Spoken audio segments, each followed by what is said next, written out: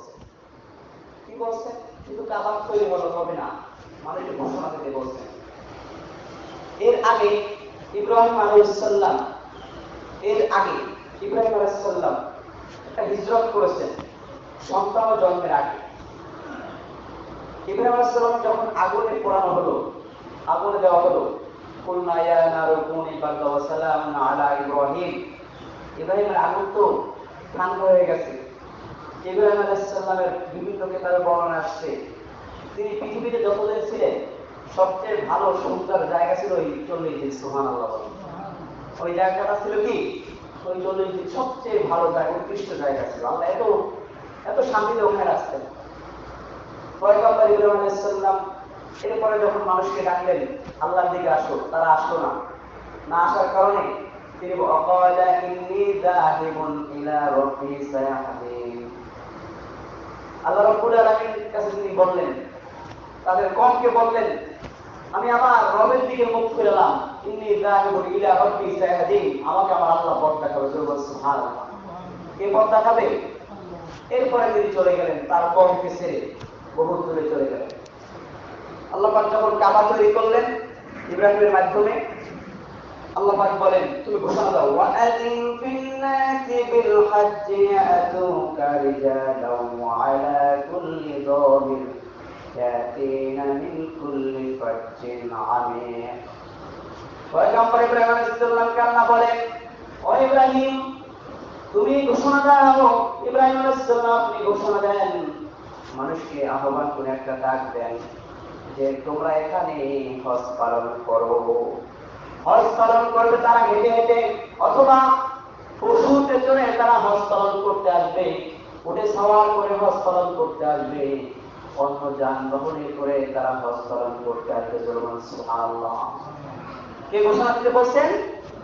আল্লাহ। ঘোষণা দেবেন কে? ইব্রাহিম আলাইহিস সালাম ঘোষণা দিবেন। ইব্রাহিম আর আল্লাহ, এখানে তো কোনো মানুষ নেই। কি নাই? কোনো মানুষ নাই। কিভাবে ঘোষণা দেবে? কোনো কাজে আসবে? আমি কিভাবে ঘোষণা দেব? কোনো তো লাভ নাই। আমি তো ঘোষণা দিলে কোনোই কাজে আসবে না। আল্লাহ পাক বলেন, ইব্রাহিম তুমি ঘোষণা দিবা, আপনি ঘোষণা দিবেন, আর মানুষের কান পর্যন্ত পৌঁছানোর দায়িত্ব আমার আল্লাহ পাক নিয়ে নিলাম। ইব্রাহিম আলাইহিস সালাম একটা পাহাড়ে উঠলেন, কোন কিতাব আসছে পয়গম্বর ইব্রাহিম আলাইহিস সালাম একটা পাহাড়ে উঠলেন, পাহাড়ে উঠে ঘোষণা দিলেন, সবাই এখানে একটা পবিত্র জায়গা, আল্লাহ পাকের ঘর, তোমরা হজ পালন করতে আসো। পবিত্র জায়গায় তোমরা হজ পালন করতে আসো।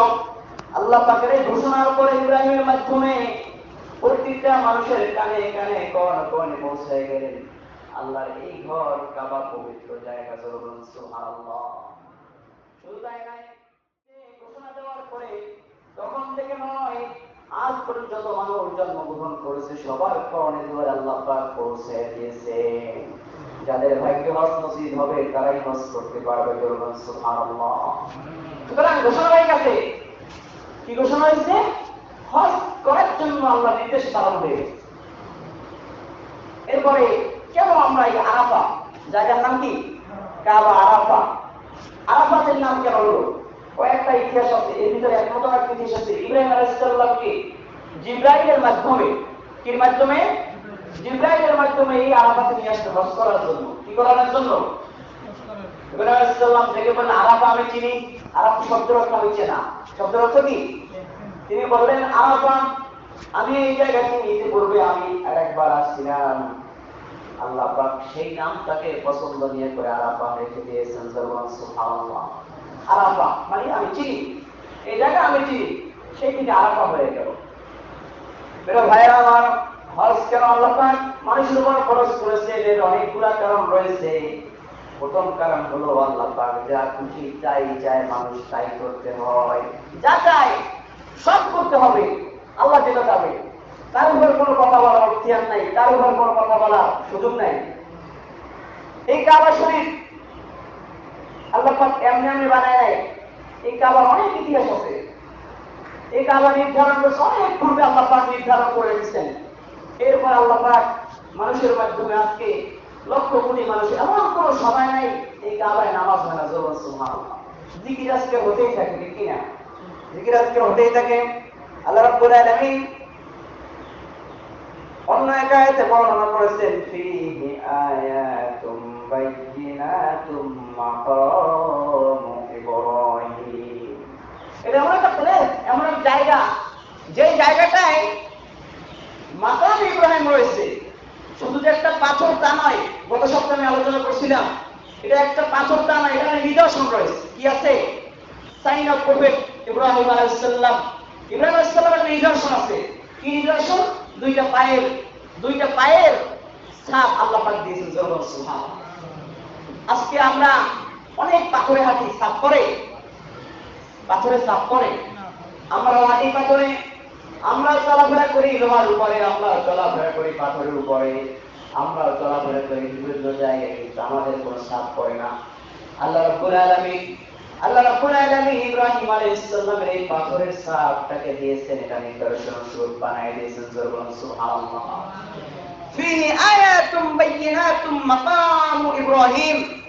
ইব্রাহিম আলাইহিস সালামের এটা একটা বড় নিদর্শন। আল্লাহ এই নিদর্শনটা এই মাকাম ইব্রাহিম দিয়েছেন, এই কাবা শরীফ। সুবহানাল্লাহ। আল্লাহ পাক এরপরে সূরা ইমরানের 97 নম্বর আয়াতের পর আল্লাহ পাক বর্ণনা করেন ওয়ামান দাখালাহু কানা আমিনা।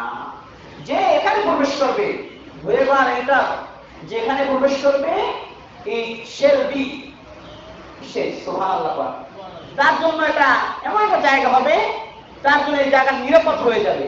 এই জায়গায় কিছু হত্যা করা যাবে না। কি করা যাবে না? কিছুই হত্যা করা যাবে না। এই জায়গাটা এমন জায়গা, একটা পোকাও হত্যা করা যাবে না। এই জায়গা এমন জায়গা, একটা গাছ কাটা যাবে না। এই জায়গাটা এমন একটা জায়গা, একটা প্রাণীকে হত্যা করা যাবে না, একটা বিপরীতও হত্যা করা যাবে না। এমন নিরাপদের জায়গা, এমন নিরাপদ জায়গা, সেই ইব্রাহিম থেকে আজ পর্যন্ত এটা নিরাপদ হয়ে গেছে। সুবহানাল্লাহ। নিরাপদ, এর মতো নিরাপদ জায়গা পৃথিবীতে আর কোথাও নাই। যেই প্রবেশ করবে এখানে, তার জন্য নিরাপদ হয়ে যাবে। সুবহানাল্লাহ। কোন এই কাবা শরীফ নিরাপদ না নিরাপদ? যদি বলেন নিরাপদ না নিরাপদ? কে বলছেন? আল্লাহ পাক। এই কাবা নিরাপদ জায়গা, এখানে যিনি প্রবেশ করবেন তার জন্য নিরাপদ। তাকে হত্যা করার আল্লাহ পাক নির্দেশ নিষেধ করে দিয়েছেন। শুধু তাই নয়, কেউ পালন করে এবং কোনো পাপাচার অন্যায় না করে, গুনাহ না করে, স্ত্রী সহবাস না করে, যেগুলো হালাল আল্লাহ নির্দেশ দিয়েছেন সেগুলো না করে, মানে কিছু কিছু হালাল কাজ নিষেধ আছে। যেমন স্ত্রীর কাছে যাওয়া অন্য সময় হালাল, কিন্তু ওই সময় যাওয়া হারাম। অন্য সময় হালাল, কিন্তু ওই সময় যাওয়া হারাম। গরু এখান থেকে জবাই করা হালাল, গরু কোরবানির দিন জবাই করা ওয়াজিব, কিন্তু ওখানে জবাই করা হারাম। কোরআনি অন্য জায়গায় হত্যা করা যায়, কিন্তু ওখানে হত্যা করা হারাম। নিজের প্রয়োজনে গাছ এখানে কাটা হালাল, কিন্তু ওই জায়গায় কাটা হারাম। এমন নিরাপদ জায়গায় মানুষ আগমন করবে, আল্লাহ তাআলার নিয়মে হজ পালন করবে। এ জায়গায় মানুষগুলো আসবে, আল্লাহর আদেশ পালন করবে, পাক পবিত্র হবে। এই হালাল জায়গায় যে এসে হজ পালন করে যাবে, কোনো পাপ না করবে, আল্লাহভাবে নিষ্পাপ হয়ে যাবে। একটা সন্তান মায়ের গর্ভ থেকে যেভাবে নিষ্পাপ হয়ে বের হয়, ঠিক ওইভাবে নিষ্পাপ হয়ে বের হবে। সুবহানাল্লাহ। এমন এক জায়গা, যদি কেউ সঠিকভাবে হজ পালন করতে পারে, আল্লাহ পাক বলেন এই জায়গাটা তার জন্য এমন পাক পবিত্র হবে, তিনি যেন ভূমিষ্ঠ হয়ে বের হয়েছে। সুবহানাল্লাহ। জায়গাটার দাম আছে না নাই? শুধু তাই নয়, আল্লাহ পাক এই জায়গাটাকে এমন নির্ধারণ করেছেন, আল্লাহ পাক যেভাবে নামাজকে সময় নির্ধারণ করেছেন, রোজাকে সময় নির্ধারণ করেছেন, যাকাতের জন্য সময় নির্ধারণ করেছেন, কোরবানির জন্য সময় নির্ধারণ করেছেন, ঈদুল আজহার জন্য সময় নির্ধারণ করেছেন, ঈদুল ফিতরের জন্য সময় নির্ধারণ করেছেন। ঠিক আল্লাহ রাব্বুল আলামিন এই জায়গার জন্য একটা সময় নির্ধারণ করেছেন। 3 মাসের জন্য এখানে কোনো কোলাহল চলে নাই। 3 মাসের জন্য এই জায়গায় যে ব্যক্তি হজের নিয়ত করে আসবে, 3 মাস, 6 মাস, শাওয়াল, জিলকদ, জিলহজ, এই 3 মাস এখানের জন্য খুবই একটা ভালো জায়গা। যেমন আমাদের ইমাম সাহেব এই জায়গায় যারা এই 3 মাসের মধ্যে নিয়ত করবে হজ করার জন্য, 3টে মাস নির্ধারণ করেছেন কে? আল্লাহ পাক এই 3 মাস নির্ধারণ করেছেন। আল্লাহ পাক বলেন সূরা বাকারার ভিতরে 196 নম্বর আয়াতে বলেন, আল্লাহ পাক বলেন ওয়াতিমুল হজ্জ ওয়াল উমরাতা লিল্লাহ। এটা এমন জায়গা, কমপ্লিট হজ এন্ড উমরা ফর আল্লাহ, আল্লাহর জন্য হজ এবং উমরা পালন করো। সুবহানাল্লাহ। হজ এবং উমরা কার জন্য পালন করতে হবে? অন্য কারোর জন্য জন্য পালন করতে হবে না, একমাত্র আল্লাহর জন্যই পালন করতে হবে। আল্লাহ পাক বলেন, এবং শুধু তাই নয়, এটা একটা নির্ধারিত জায়গা করে সুবহানাল্লাহ বলেন।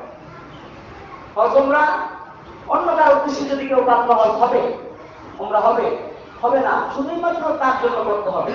যিনি যাবেন ন্যায় থাকবে কি, তার উদ্দেশ্য থাকবে কি, আল্লাহকে রাজি খুশি করানো, অন্য কোনো রাজি খুশিতে আমার কাজ হবে না।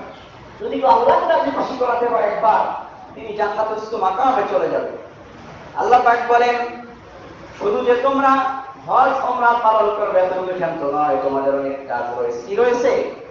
অনেকগুলো কাজ হয়েছে। ফামান ফারাদা ফীহিন্নাল হাজ্জ ফালা রাফাসা ওয়ালা ফুসুকা ওয়ালা জিদালা ফিল হজ। যে ব্যক্তি এইখানে এসে হজ পালন করবে, হজ করার নিয়ত করবে, একবার যিনি ইহরাম বাঁধবেন, তার জন্য পাপ কাজ করা একদম হারাম। পাপ কাজ করা কি? ওয়ালা ফুসুক ওয়ালা রাফাস, ইস্তিগফার দেওয়া হারাম, পাপ করা হারাম। ওয়ালা জিদালা ফিল হজ, হজের মৌসুমে হজের সময় একজন আর একজনের সাথে যুদ্ধ করাও হারাম। সুবহানাল্লাহ। ঝগড়া বিবাদ হারাম। ওয়ালা জিদাল, জিদাল শব্দটা আসে ঝগড়া করার জন্য, হোক বড় ঝগড়া হোক ছোট ঝগড়া, সব কি? এটা এমন পাপ পবিত্র জায়গা, এটা হারাম করেছেন কে?